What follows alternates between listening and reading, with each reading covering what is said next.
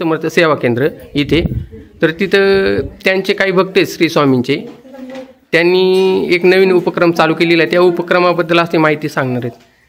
नमस्कार. नमस्कार. श्री स्वामी समर्थ. आम्ही सर्व स्वामी समर्थ सेवेकरी ब्राह्मणवाडा, आम्ही दिनांक 12/9/2024 रोजी येथे श्री स्वामी समर्थांचं केंद्र चालू केलेलं आहे. दिंडोरी येथे जाऊन श्री गुरु माऊलींचा आशीर्वाद घेतला, त्यांच्या आशीर्वादाचं श्रीफळ येथे आणलं आणि ते स्वामी समर्थांचं केंद्र चालू केलेलं आहे. तर दर गुरुवारी येथे 10:30 वाजता स्वामींची आरती होती. तर स्वामींच्या आरतीला कमीत कमी 100 लोक उपस्थित असतात येथे.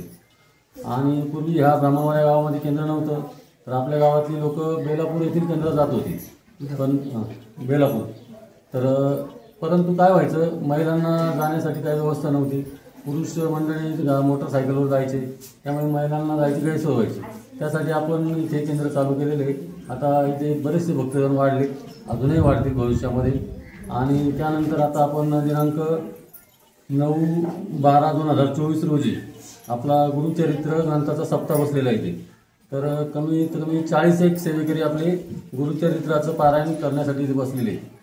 पारायणाचं रूपरेषा अशी आहे: सकाळी 8 वाजता भोपाळी आरती असते, त्यानंतर सकाळी 10:30 वाजता नैवेद्य आरती असते, त्यानंतर दुपारी 1:30 ते 3 वाजेपर्यंत गुरुचरित्राचं पारायण होतं, त्यानंतर सायंकाळी 6 वाजता सायंकाळची आरती होती.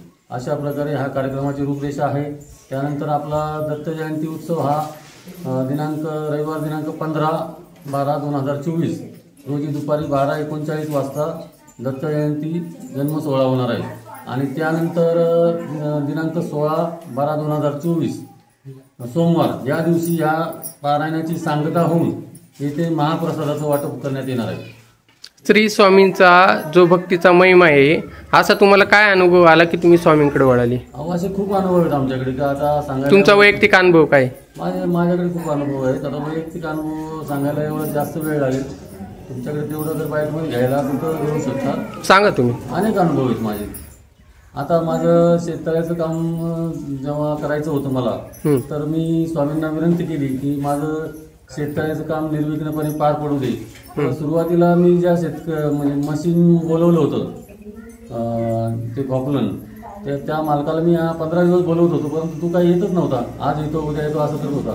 जेव्हा मी स्वामींना विनंती केली की स्वामी माझं काम तर व्हायला पाहिजे, आता पावसाळा जवळ आलेला आहे, आणि स्वामींना विनंती केल्यानंतर दुसऱ्याच दिवशी तो पॉप्युलरवाला माझ्या घरी, म्हणजे मी गावात असतानाच माझ्या घरी पोहोचला आणि मला फोन केला की मी आलेलो आहे, आणि त्याला काम ठरवून दिलं आणि त्याने ते 15 दिवसात पूर्ण केलं काम. त्यामध्ये कोणतंही विघ्न आले नाही, निर्विघ्नपणे पार पडलं काम ते. म्हणजे अशा प्रकारे स्वामींना आपण म्हणजे मला आता खूप अनुभव आहेत. हा एक किरकोळ अनुभव सांगितला, असे खूप अनुभव आहेत माझ्याकडे जे सांगण्यासाठी. ॲम्ब्युलन्स चालक नानाभाऊ आहेत, तुम्ही काय सांगू शकता स्वामींच्या महिमाबद्दल? माझा प्रापंचिक दृष्टिकोनाने माझे सर्व काही गोष्टी स्वामींच्या कृपेने सगळ्या चांगल्या गोष्टी झालेल्या. मी स्वतः एक दारू पिणारा माणूस होतो. स्वामींच्या कृपेने आज मी त्या गोष्टीतून मुक्त आहे, एवढंच सांगू शकतो. श्री स्वामी. तुम्ही कोणी काही अनुभव सांगू शकता याबद्दल? अनंत कोटी ब्रह्मांड नायक या सृष्टीचे चालक मालक श्री स्वामी समर्थ महाराजांना त्रिवार वंदन. गुरुमाऊली अण्णासाहेब मोरे यांना त्रिवार मुद्रा. आणि येथे जे आता तुम्ही व्हिडिओ काढत आहेत, याच्यामध्ये मला एकच सांगायचं, ह्या स्वामी मार्गामध्ये कुठल्याही प्रकारे अंधश्रद्धा किंवा कुठल्याही प्रकारे कोणाला गंडा दोरा वगैरे दिला जात नाही. त्यांनी त्याची सेवा करायची. जो करील सेवा तोच खाईल मेवा, ही स्वामी समर्थांचं आणि गुरुमाऊलींचं गुरुवाक्य आहे. असे भरपूर लोकांना अनुभव आलेत. कारण चित्तरंजन भाऊच्या घरी मी ज्यावेळेस गेलो त्यावेळेस त्यांचा वास्तुदोष होता. तर भरपूर आपले 70% प्रश्न हे वास्तूपासून निर्माण होतात. ही वास्तुदोषी नैऋत्य दिशेमध्ये संडास बाथरूम असेल, आग्नेयला पाणी असेल, तर यामध्ये आपल्या वास्तूमध्ये आजारपण वाढतं, मोठे मोठे आजार उद्भवतात, आपली रखडलेली कामं रखडतात. त्यामुळे वास्तुदोषाचा मोठ्या प्रमाणात याच्यामध्ये सहभाग आहे.